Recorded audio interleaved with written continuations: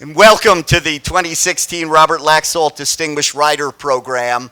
I'm Al Stavitsky, Dean of the Reynolds School, and I have the pleasure of being your host this evening.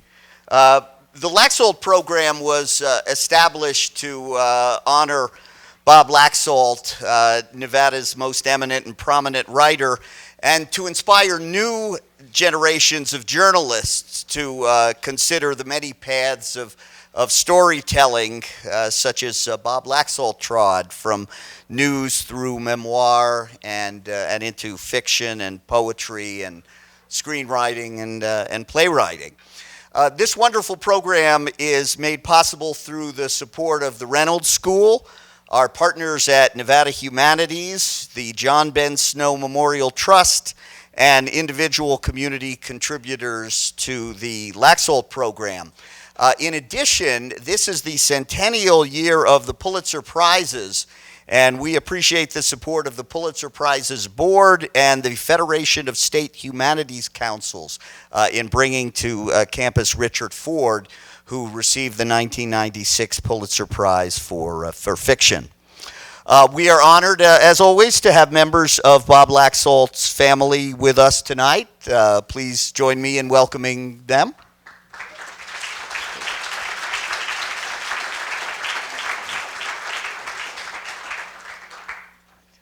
As always, the Laxalt program has impact beyond this evening's presentation. Our Laxalt Distinguished Writer had a wonderful visit with a Reynolds School journalistic writing class this morning, and my favorite moment was when Richard sat up on the table in front of the class and told the students that he's their colleague, a fellow writer, and that their words matter. At Sundance Books today over the noon hour, I've never seen Sundance packed like that. And Richard read from his forthcoming memoir about his parents, the first time that he had read publicly from that very moving work. And then following the reading, he met with a class of 10th grade honors students from Battle Mountain High School and their teacher, David Mars, who came all the way from Battle Mountain to participate in today's program, and they're researching their projects on the contemporary impact of the Star-Spangled Banner. So go Longhorns, and thank you for being here. Okay, here's the plan for this evening. Richard is going to join me on stage, and we will have a conversation about writing and journalism and the election and Bruce Springsteen and whatever else comes up. And then we'll take your questions, and we'll conclude with a book signing right outside the auditorium. So let's get to it. You have your program, which has the basic biographical details and only a partial list of some of the prestigious awards that our speaker has received. But let's just say, as one reviewer recently wrote, that Richard Ford is a heavyweight of American literature. He also writes political and cultural commentary. He just reviewed Springsteen's biography for the New York Times. He has taught journalism and writing and literature and is a Mellon Professor in the Humanities at Columbia University. So it is a huge honor for me and very, very cool to introduce one of my writing heroes as our 2016 Robert Laxalt Distinguished Writer, Richard Ford.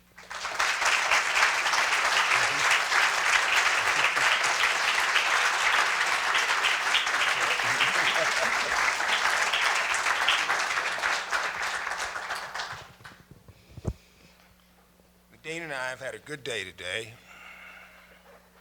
We got Mexican food, in addition to all of the other high-tone stuff that we did. It's been a great day. It's been a wonderful day. Well, we are so delighted that you're here. Thank you for So joining am I. us. It's a great honor to be here and to be the recipient of the Laxalt Distinguished Writer Award, I know who my predecessors are, and I know some of them right from Bill Allard right down to today, and it's a great honor, and I'm grateful to the Humanities Council here, and certainly to the bookstore where I had such a nice day. So it's a day well spent, believe me. Excellent. And fun as well. All right. Well, let's get started then. Richard, people know you as a writer of novels and short stories, but you told the students this morning that, in your words, I have my hands in journalism. Yeah. And last night at our opening dinner, you talked about committing random acts of journalism. Yeah. So tell us about Richard Ford, the journalist. Well, I wanted to be a journalist. I did all the things kids do, which is to say, be on the high school newspaper, and I was a stringer for the Commercial Appeal in Memphis when I was in high school. But I really wanted to study literature, so I just didn't do that when I was in university. And so when I got out of university, I applied for a job writing obits for the Chicago Tribune, and I just thought that writing, I didn't know, I was so silly in a way. I didn't know that that's where you started. I thought that that's just where they were sticking me, writing obits. So I didn't take that job. Consequently, when I really strived, to get a job as a journalist, I failed miserably. Nobody would give me a job at the Arkansas Gazette, and they wouldn't give me a job at Newsweek. They wouldn't give me a job anywhere. So because I really couldn't do it, as I said to you, I went to the Arkansas Gazette, and I would have written anything for them. Where they stuck me, the way they gave me a tryout was in the sports department. And they just sat me down, as they used to do, young journalists, and just gave you a stack of clips. And the guy said, I'm going to come back in an hour. And when I come back in an hour, I want this to be a story, not just a stack of clips. And of course, I had no idea what to do with them, which is peculiar because that's exactly how I write novels. John Ruskin said that composition is the arrangement of unequal things. And if there was ever a tryout for a journalist, that's what it is, to take these unequal things, something from here, something from there, and make a composition out of them. And so the guy, who's a wonderful guy named Orville Henry, who was the sports editor for the Gazette, he came back in and he read this, and he said, "Get out of here," he said. You don't know how to do this. I said, I didn't say I knew how to do it. I said, I thought I could learn how to do it in this hour that I with it. And so I really, after failing that way, I started to write novels. And I thought that if I wasn't going to make it as a journalist, possibly I could make it as a novelist. And as it turned out, I wrote novels for quite a long time. And then people started to ask me to write journalism again. So I finally backed into what had been my original scheme, which was to write journalism. Yeah. And I didn't really see, given the kind of journalism that I'm asked to write, which are opinion pieces and essays and feature pieces, it wasn't so completely alien from from writing fiction, except that it has to be fact. I understand that. Yeah. So it isn't that I just make things up. I don't make things up. I understand that Walter Lippmann said that the responsibility of a journalist is to provide the citizen information upon which he can act, and that's very different from the goals of a piece of fiction. Fictions are provisional realities. Fictions are made of artifice. They depend on language, whereas journalism depends on the relationship between what you say and the facts. So I understand that. You said to the students in the class this morning that writing is writing. Yes. Yes, it So is. can you unpack that a bit? Well, do you mean? it isn't very different from what I just said. It isn't as though once you embark down the road to be a novelist that you forget everything else. You are using language to perform a function for its readership, its intended readership, and you're writing sentences. You're coming up with things that you think are true, and the kind of thing that I do, which is not necessarily reportage.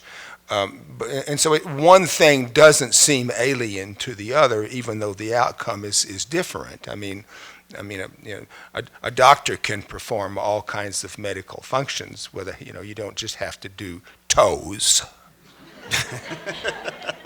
You can do all kinds of things. And so the fact that I am dealing with language, which is the reason I'm a writer at all, and a reader, does not prohibit me from using language with one set of purposes different from another set of purposes. Got it. That doesn't sound totally persuaded when you say, got it. Well, let me try it this way. Okay. Let me try it this way. Yeah, all right. These obviously are very challenging times in the news business. So what can journalists learn from fiction writers, poets, screenwriters, Bruce Springsteen, about storytelling that might be a value on the fact side? Well, my first temptation is to say nothing at all, because if you're talking about the reportage of facts, I don't think that the reportage of facts has a lot to do with storytelling, frankly. It has to do with creating you might call it a story, but creating something that is cohesive and that tells what happened, which may or may not be a story.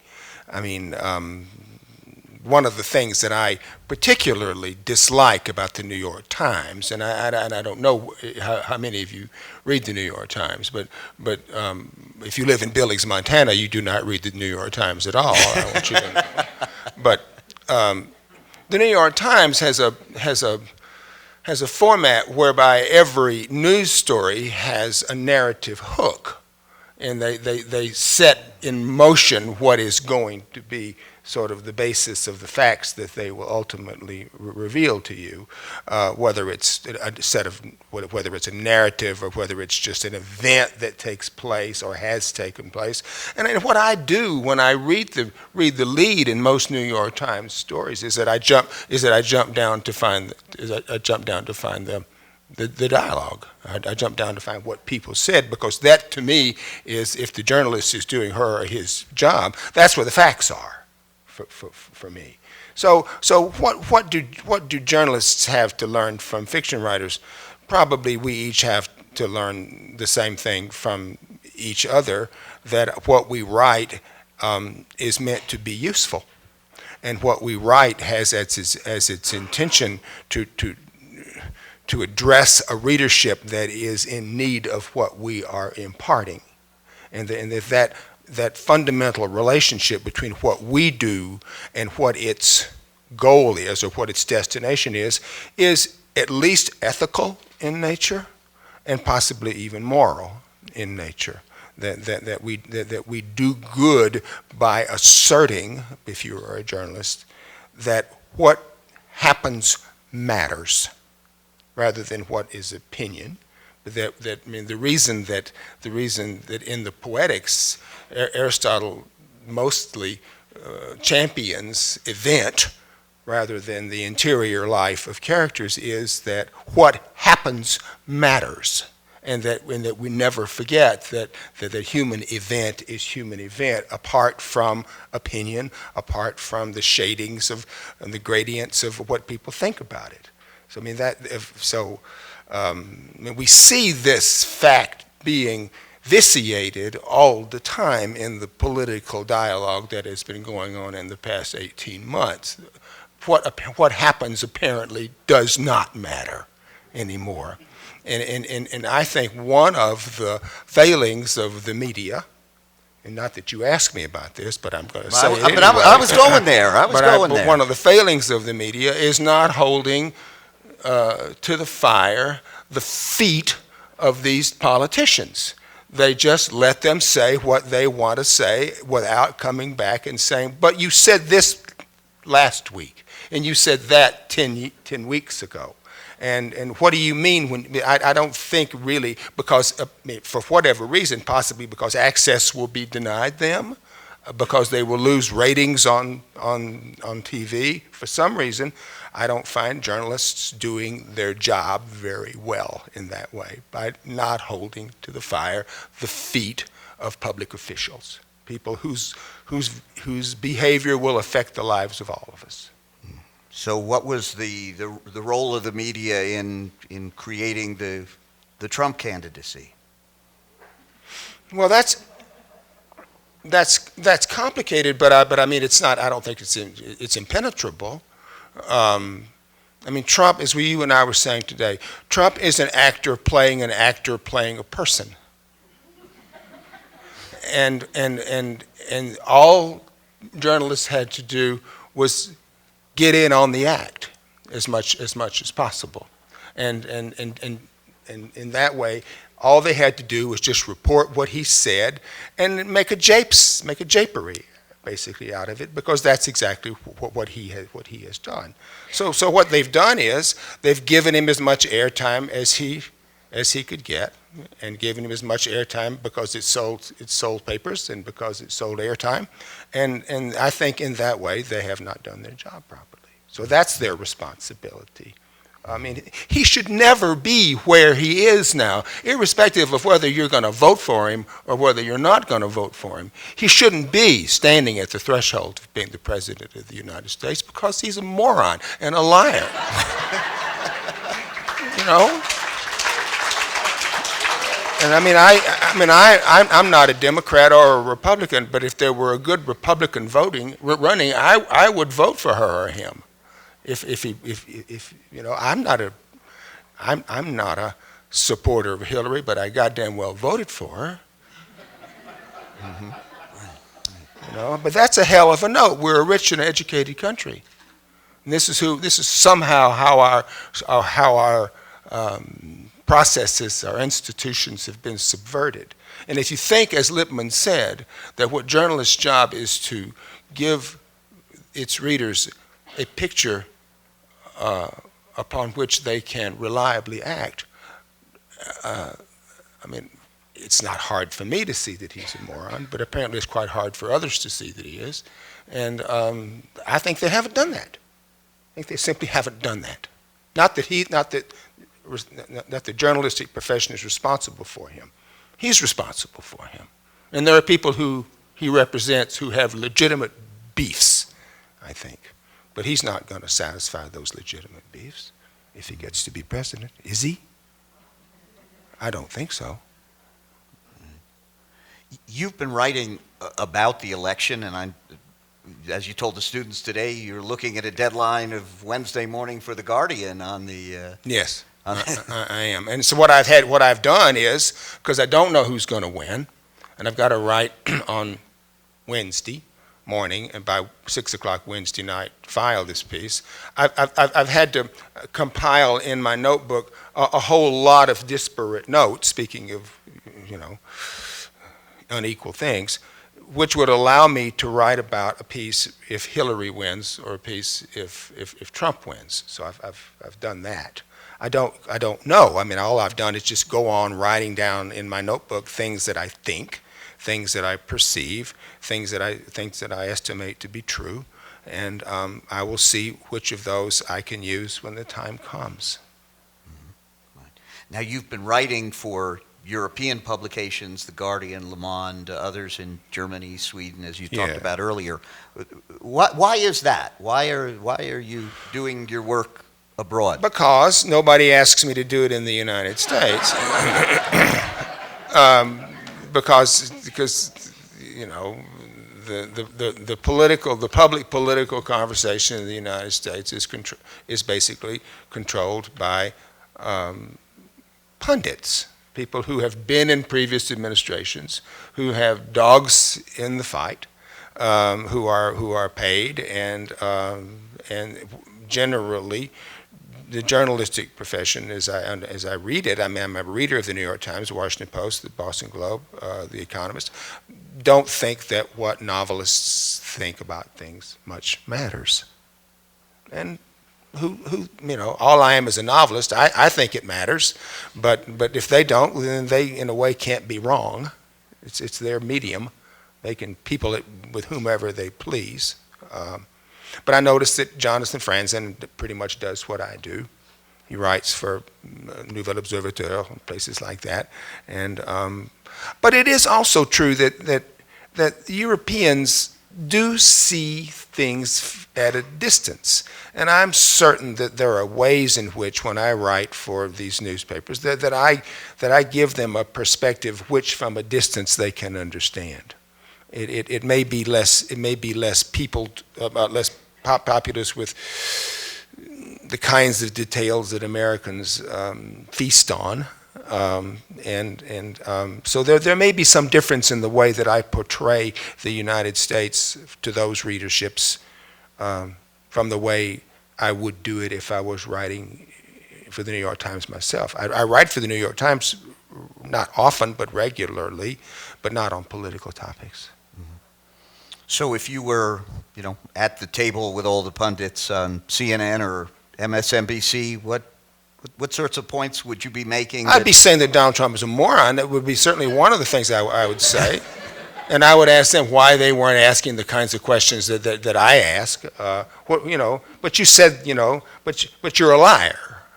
And why are you sending your wife onto the hustings and saying that if you want a candidate who respects women, vote for my husband? I would be asking those kinds of questions. I don't hear them asking those kinds of questions. I mean, they smirk about it and they sort of talk under their breath about it, but and maybe who knows? Maybe I wouldn't ask any different kinds of questions. Maybe it's a figure ground problems. I see them as the ground, and I see myself as the figure, and so I estimate myself more highly than I should. But I would certainly try to do that thing which would portray a picture of reality, which would allow people to know how they should act. You gave an interview on the Louisiana Channel in which you said, which is the Louisiana Channel in Denmark. They have a Louisiana. That's the name of the National Museum in Denmark. There are reasons for that, but it's not interesting. We're not talking about Baton Rouge here. You said we get the politicians that we deserve. Yeah. And I think that's an ipso facto, right? It can only be thus. If we would vote for politicians who actually we esteemed, if we would only vote for politicians that we thought would do a good job, we would have better governance, I think. But the truth of the matter is, I think, that Americans are not very interested in government. Americans they take the right to pursue their business interests, pursue their leisure interests as paramount, and that governance is to Americans in general, historically, just a kind of annoyance. And who they want governance to restrain are their neighbors, and they don't want governance to restrain themselves.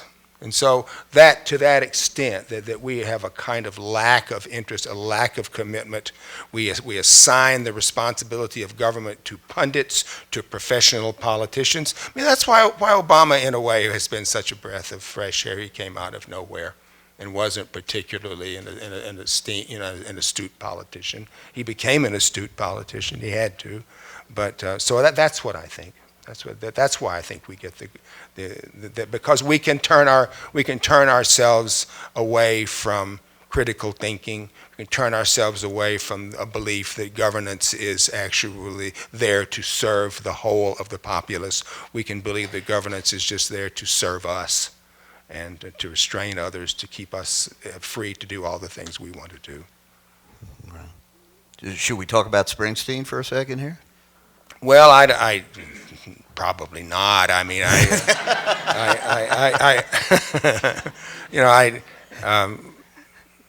I had been such a fan of Springsteen's for so long, but never imagined. I wrote a little piece about him, 30 years ago for Esquire, but I never thought that the time would come when I would be able to, accumulate all of the things that I thought about him and be able to write about it. But so it did come rather fortuitously. I didn't think it would happen.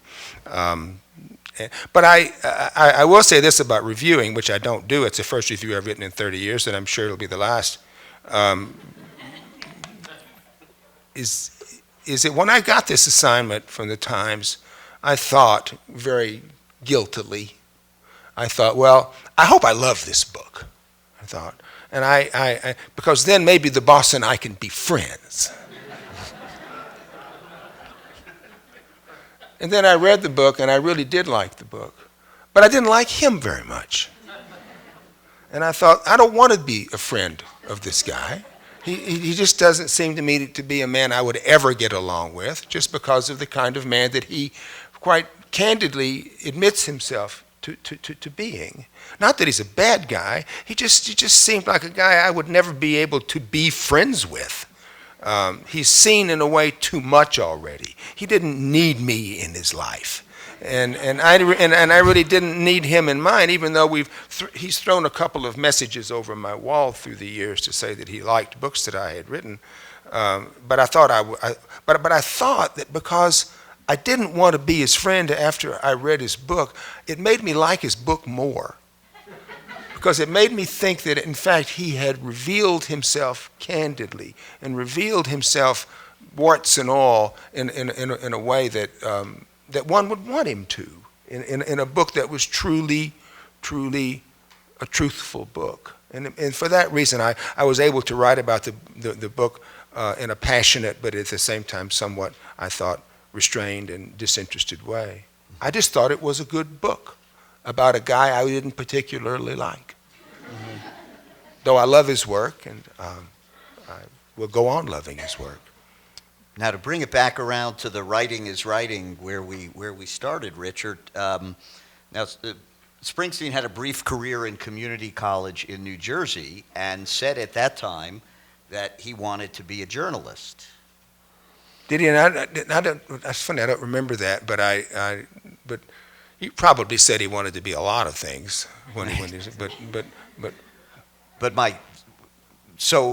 Where I'm going here is, he in the book, he talks about wanting to use his music to tell the story of his times. Yes.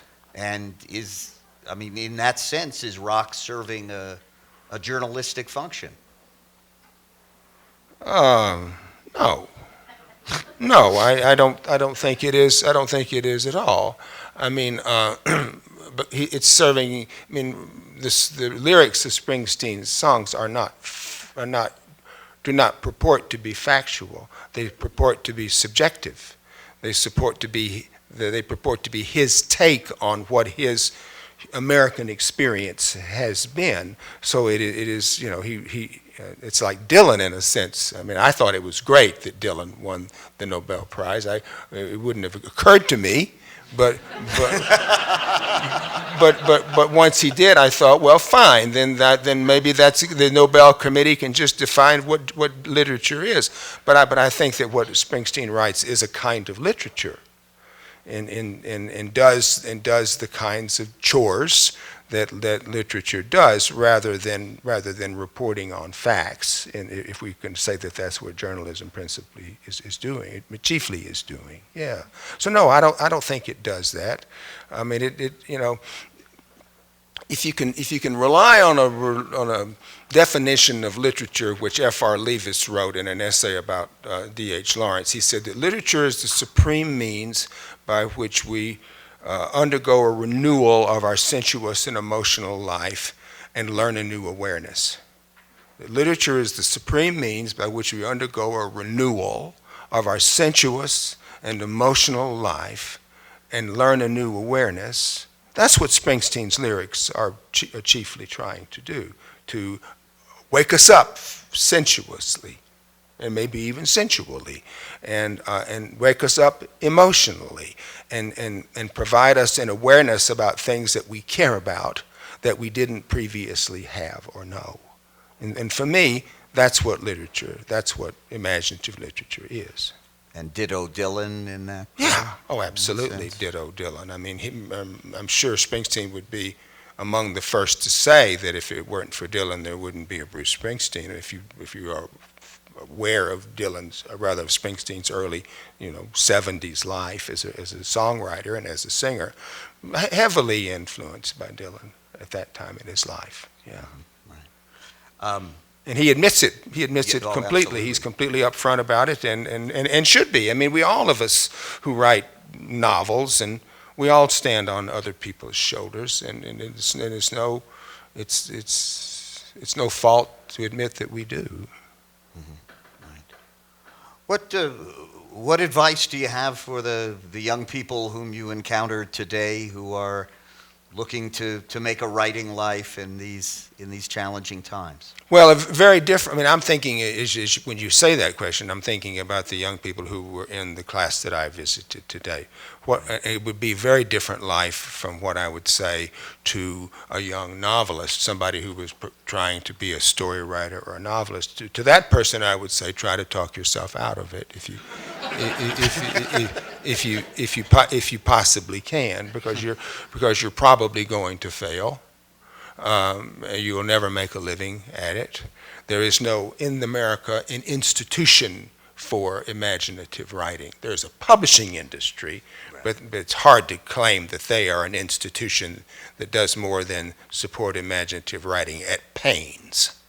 Whereas if you are going to be a young journalist, there is, although, as you say, a changing institution for young journalists. But I would say keep on keeping on.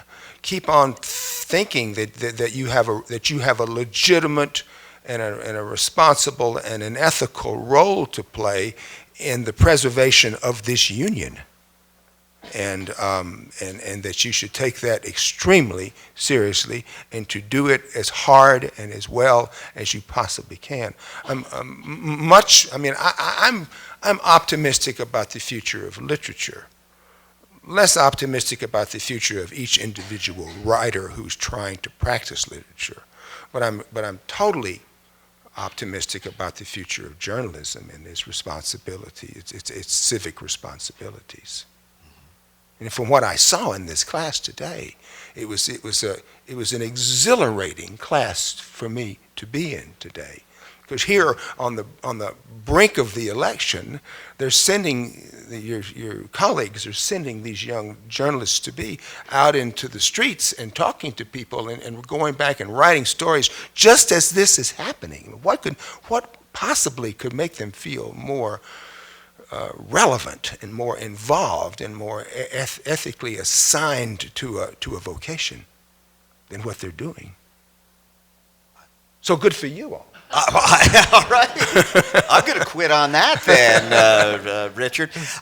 We'll take some questions now, and Raven is going to bring the microphone around because we want to capture it both so we can hear better, but also because we are recording this talk and it'll be archived on the Reynolds School site along with many of our other presentations. So.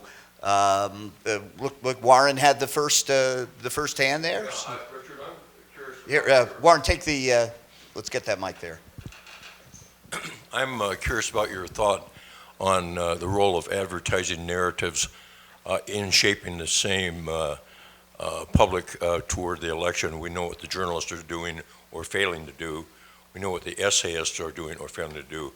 $85 million is being spent on television advertising in the state of Nevada for one Senate race. Yeah, I read What that is today. the impact in controlling the narrative through advertising agencies doing what they do? But Warren, you would know much more about that than I. On that front, I'm just a consumer. That's what I am. I mean, you would know the statistics for dollar to bang for the buck ratio, which I do not know. I mean, all I do is feel distastefully toward all of it, and to see how much it shapes the narrative. That's certainly what its intention is, to shape the narrative, and not just to shape the narrative, but to pervert the narrative and to distort the narrative on both sides of the political aisle. I think so. But whether or not it's useful, what do you think? Do you think it's useful? Your opinion about this matters much more than me, the consumer.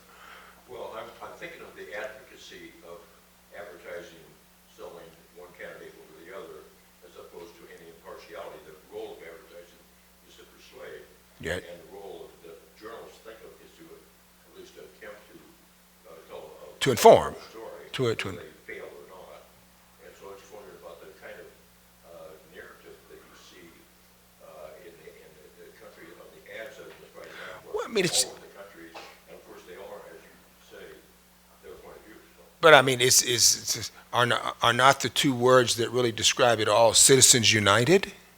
I mean, isn't that the source of this sort of glut of money which goes into the pockets of advertising agencies to try to pervert and distort the truth about every possible person running for office in this United States? Yeah, that's all I know. I mean, I just don't believe any of it. Of course, I don't believe it on either side, but I don't know if that's the truth of all these people who are supposedly. I mean, I'm reasonably well educated. I went to Michigan State, but I don't know if that's true for people who are not very well educated. If they don't look at those ads and think, yeah. I mean, I was passing through airports in the last couple of days, and having been in Billings, which, people are so certain in Billings that Trump is going to win that they don't even put signs in their yard.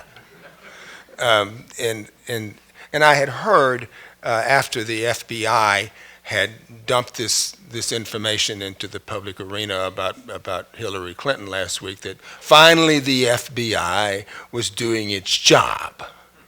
And so as I was passing through the airport, in Salt Lake City yesterday, I saw a headline which said that the FBI had now concluded its investigation and had more or less found her to be blameless. And I heard a guy say, see, I told you, the FBI's in their pocket.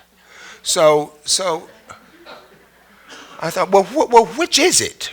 Does the FBI do its job in a disinterested way? I just don't know. So it makes me think, not that Americans are stupid about these things. I think they act stupidly, but that they're not interested, that they are not involved, that they're not doing the simple civic job of finding out not only what the truth is, but finding out what they actually think is going on between their own ears. And so that renders them, that lack of interest renders them, it would seem, and I guess it seems so to the advertising agencies, fair game. If you're not going to be interested, if you're going to just, be at the whim of whatever we say to you every other day, we're just going to keep on saying stuff to you. And devil take the hind part. But I mean, there must be lots of studies in journalism schools that let you know what is the efficacy of these kinds of media blitzes. I just don't happen to know what those studies say. Do you, Al? Well, a lot of it is conflicting. You know, some will indicate there's there's a strong persuasive impact. Others say it just confuses, but the sort of the general consensus is that it just makes people feel lousy about the whole process. Well, and it makes me feel that the whole process is in fact lousy, frankly. Yeah. I mean, it has seemed to me also that most people's opinions about these two candidates was made up a long time ago. And that what basically this kind of media saturation, advertising saturation has done is just basically keep a foot on the neck of each individual sides, just in case they should try to rise above the ground and think of a thought all their own. Yes. Another. Yes. We'll get the mic over there. Hello. Hi. I read somewhere that Annie Proulx, when she writes her novels, she goes and lives in the area where the novel is going to take place. Yes. And I wondered where this sense of place comes into with your books, with the Independence Day trilogy, which is in New Jersey, Yes. and then Canada takes place in the Northwest, and Canada, of course. Does the novel come first? Does the story come first? Does the sense of place come first? Probably not uniformly the same way every time.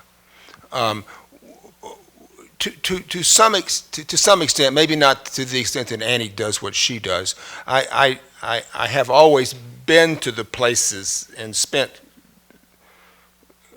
important time in my life in the places where I set books. So that is a beginning premise.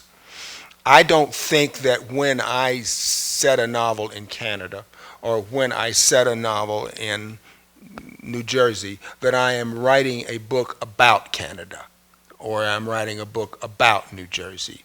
What I am doing basically is appropriating those places through the agency of language to try to provide a plausible background against which the behavior of the principals can be made to seem more believable. And for me to write a physical description of a landscape on the plains of Canada is largely, for me, not pictorial in nature, it's syntactical in nature. What I'm trying to do is write a good sentence full of interesting language, which, because I've been there, will to some extent evoke a place. But it's never that I'm trying to create the place as it is. I'm just trying to use it through language to make the action of the story believable and important. So when you ask what comes first, I don't really know. I mean, when I wrote Canada, my goal was to write a novel about a little boy who, for reasons that when I thought of this idea of the novel, I didn't know, was made to go across the border into Saskatchewan against his will. That's really where that book started. And when I realized that I was going to get him at the middle of the book across into Saskatchewan, then I thought to myself, ooh, that means I'm going to have to write some descriptions of Saskatchewan. Oh, okay, then I'll do that. But it wasn't that I thought to myself, what I want to do is write descriptions of Saskatchewan. It came with the arc of the book's action. In an obverse way, when I was writing Independence Day, I really wanted to write a description of the Jersey Shore, because the Jersey Shore had been to me such an evocative place in my life. And so I made the book go there. I made Frank Bascom actually drive. I made his girlfriend live on the shore, and I made him go there to visit her simply because I wanted to write those descriptions. And then when I got him there, then I had to figure out something for him to do when I got him there. So in some instances it was one way, in some instances it was another way. When I hear writers, and writers I admire, like Miss Erdrich, whom I very much admire, Louise, say that, well, for me, landscape, place is really another character in the book. All I can say is, it ain't that way for me. It just isn't true for me. Toulouse-Lautrec, who was a scene painter before he became a fashionable artist, said the only reason that what he did was he painted the scenes so that the actors on the stage could seem more believable. For me, it's that way. You can romanticize these things, and you can romanticize them far away from the truth of exactly what happens. I mean, my goal in talking about writing books to people is to let them know that human beings do these things. And sometimes they do them well and they turn out to have magical results. By and large, most decisions that turn out to be aesthetic decisions start off as practical decisions, which get done well. This had her hand up first and has been before, and then we'll come to you. Thanks. A related question, I think. I wonder what you think of the moniker realist fiction, and whether you think of your fiction as realist and realistic, and what that means, what the advantages and disadvantages of that idea are for your work. It's a good question to ask me, because I've thought about that a lot. If I had to say about myself, and for the moment I do, if I am a realistic writer, I would say yes, I am. And by that, I simply mean and only mean this, that when I write on the page the word tree, I want you to think of a tree.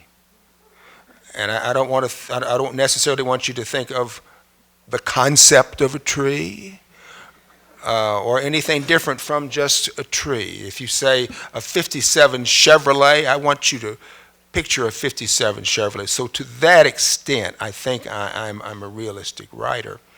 But there's a nice deviation away from this in my own practice. When I was a young writer in the the late 60s, it was during the time when William H. Gass and Donald Barthelme and wonderful, what we thought of as kind of experimental writers were doing this wonderful work. And one of the things I learned particularly from Bill Gass was that words can be windows in that realistic way that you look through and see something in your mind's eye. But words are also objects, and words have qualities such as syncopation. We hear them. They look like something on the page when we see them. They are onomatopoetic sometimes. When we say them, they have a sound. They have all these qualities which are not just their realistic qualities. And from those writers whose shoulders I stood on, I learned that I could practice my own realistic impulses with an awareness at the same time of how language operates physically on the page and in the ear and in all these other ways that language can operate. So in that way, I'm probably not just stolidly a realistic writer, but I have another whole sense of dimension of what language is about. I'll give you an example. In the biography of Robert Lowell, why am I not thinking of the guy's name? But that's all right. The biography tells about Lowell writing a line in a poem. And as often happens with writers' poems and fiction writers too, there's always a word in the middle of the sentence which you don't like. And you think to yourself, and this happens to me, happens to you, happens to everybody, you think to yourself, oh man, if I could just get this word right, this would be a great sentence. And so Lowell sat there and he looked at the ceiling and he thought and he thought and he looked in the thesaurus and he looks in the dictionary. He tried to think of all kinds of words that would fit into the slot in the poem line where he had a word he didn't believe in. And ultimately what he did though was he left the word that he didn't like in the sentence, in the line. He put not in front of the verb. and he changed the number of syllables that the line held, and then he liked it. But of course, by putting not in front of the verb, he completely reversed the sense of the sentence, but he liked the sentence because it had the right number of beats in it. So in that regard, if you know, it's not so different from what all people who write rhymed and metered verse do.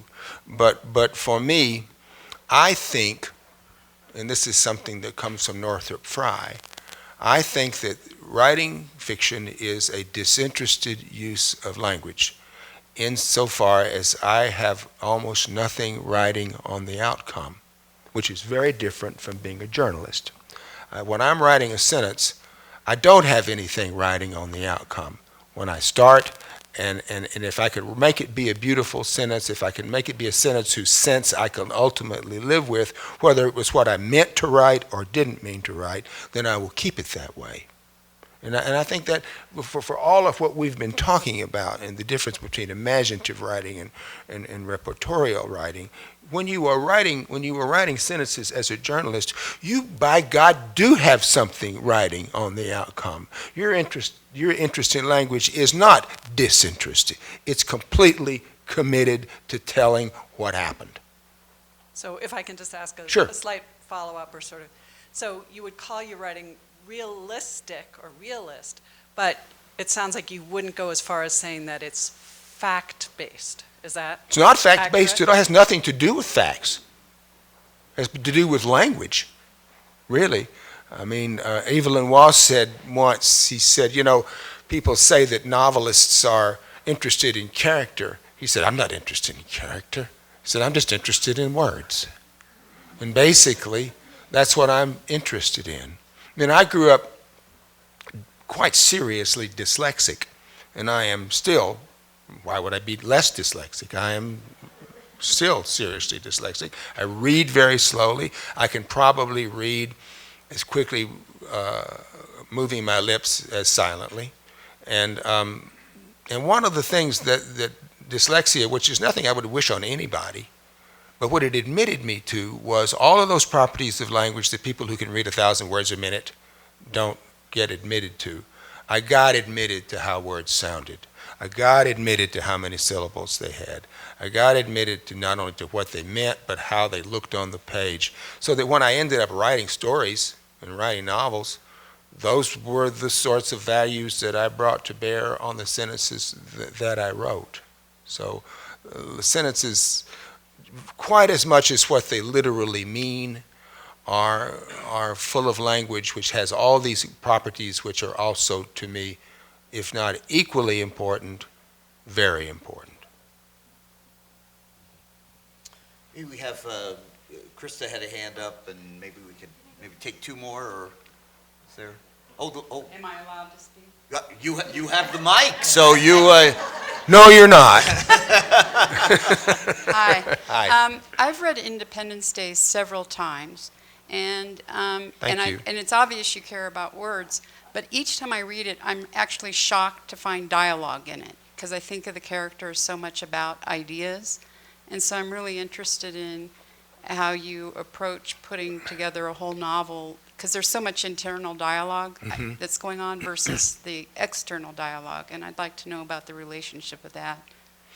Well, I don't have anything definitive to say about that. I mean, I sort of inherited, just as a reader, the notion that characters are probably most nearly like human beings when they are seen to be speaking to each other. I mean, we know that we cannot see what's going on in the minds of people around us. So when I'm writing Frank's interior, what he's thinking, what he's saying, I understand that that's kind of, for most readers, a stretch in plausibility. So I have to try to make it as good as, well, I mean, anybody who's writing a novel is trying to make it as good as she or he can make it. But I think dialogue in fiction has all kinds of properties which the novelist wants to take advantage of. Yes, it makes characters seem as real as they probably can be made to seem, but it also alters the pace of a novel. It allows for the treatment of some of the novel's premises in ways that interior writing does not allow for. I mean, it's just one of the many formal arrows in a novelist's quiver, and I try to use it as well and as much as I possibly can. You know, I think it's the thing as a novelist, as a writer of fiction, that I probably do best. That when I write on the page trying to represent how people talk, that I think that's just something I'm the best at of all of the things that I try to do.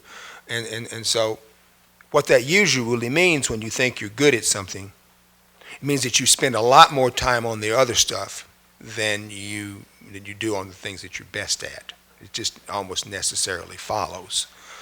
So I spend a lot of time trying to make Frank's interior interesting and good and informative and useful and illuminating and inspiring and intelligent, and I spend most of my time doing that because I think that that's the thing that I'm both less good at and because I think it's the thing that readers find less plausible, less interesting, less absorbing. So that's where I spend most of my time, and it may just be that I write more of that and less of the other for that reason. Time for one more. This lady, here's one. I'm not picking favorites here. We're just. We could.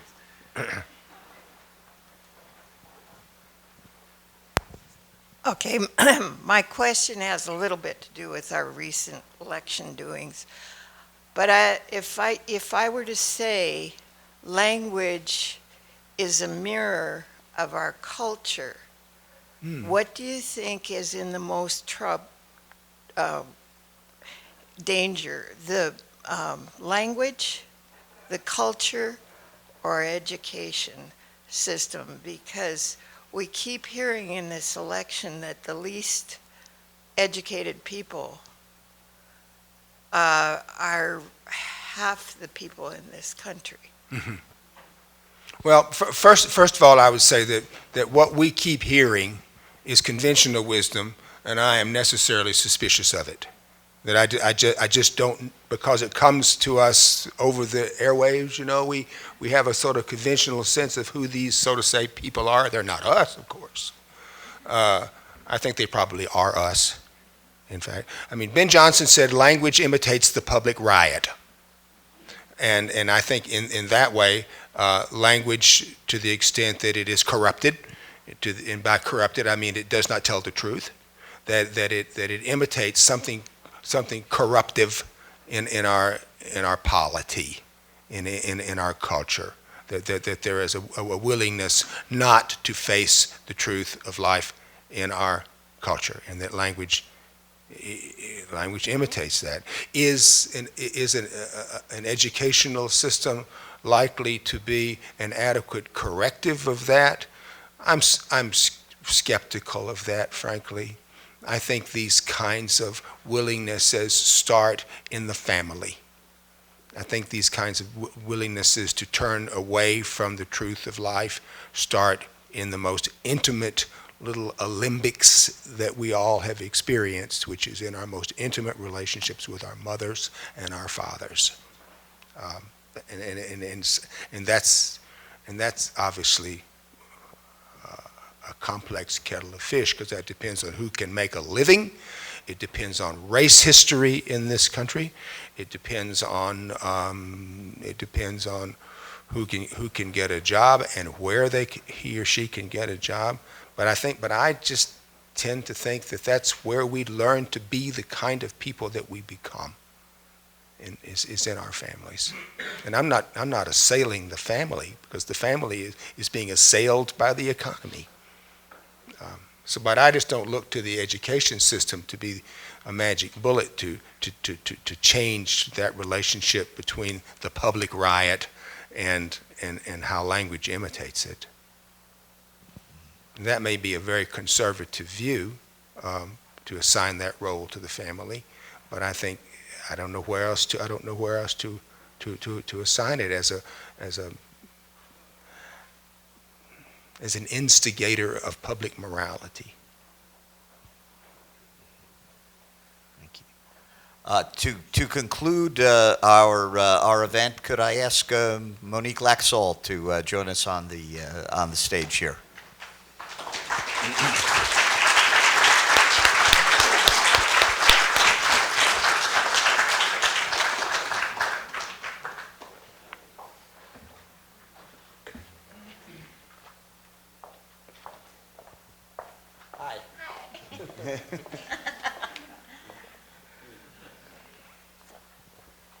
Well, I'd like to, on behalf of the Laxalt Distinguished Writer Program and our family, I'd like to extend all our thanks to Richard Ford. When I met him yesterday, I was just absolutely floored by how real he is. It's such a breath of fresh air in light of the many things he was talking about tonight about where our culture is and where our people are right now. I want to thank him for the gift of reading for us today at noon from his, the first time reading from his intimate memoir of his father.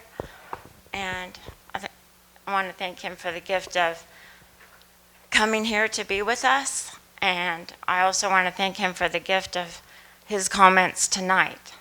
I wanted to say that there's much about him that really actually reminds me of my father, and that reflects the kind of life he has chosen and pursued, which is a life of truth. And you can see that in him right now. And he has not sold out like so many people in this country. And on that basis, it's an incredible gift for us to have him with us.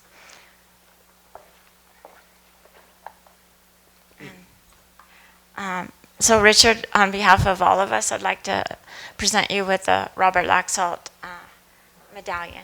Oh, that's how wonderful. Thank you.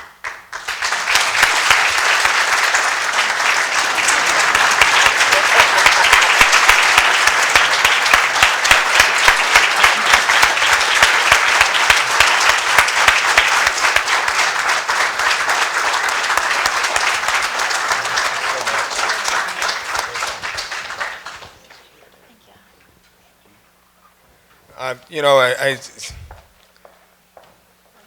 I know how much this means to the Laxalt family to be able to encourage the likes of me and the likes of younger writers, but you get to be 72 and what you're doing is you're looking around for encouragement. And so for me, this is something I take greatly to heart. And the other thing I should say, because I was looking at this picture of Bob Laxalt with his cowboy hat on, and what has meant, in a way, I won't say more than anything in the world, but what means a lot to me, and it means a lot to me about the United States, is that I'm from Jackson, Mississippi, and that we're supposed to be only writing for other Southerners. We're supposed to believe that it's a Southern thing you all wouldn't understand. And that we're supposed to have a sort of our heart is supposed to be in Dixie. And indeed, there is some part of my heart that is in Mississippi. But what means so much to me about our country, and my life has proved it, is that you can be a kid in Mississippi and write about Montana. And you can be a kid in Mississippi and write about New Jersey. And what that means to me is not just that we all speak a common language and that we all have more or less understand the same government and that we have the same currency, but that there is a kind of innate willingness in this country to let everybody be an American and to let everybody from far from one side talk to people and learn about people and to portray the lives of people far on the other side of the continent. And for me, that's been in my vocation for 50 years, the most redeeming and elevating thing that I've come to know about what it is to live in this country. So, thanks a lot.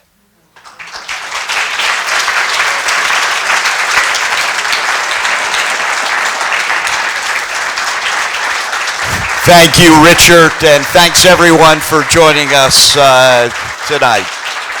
Have a great evening.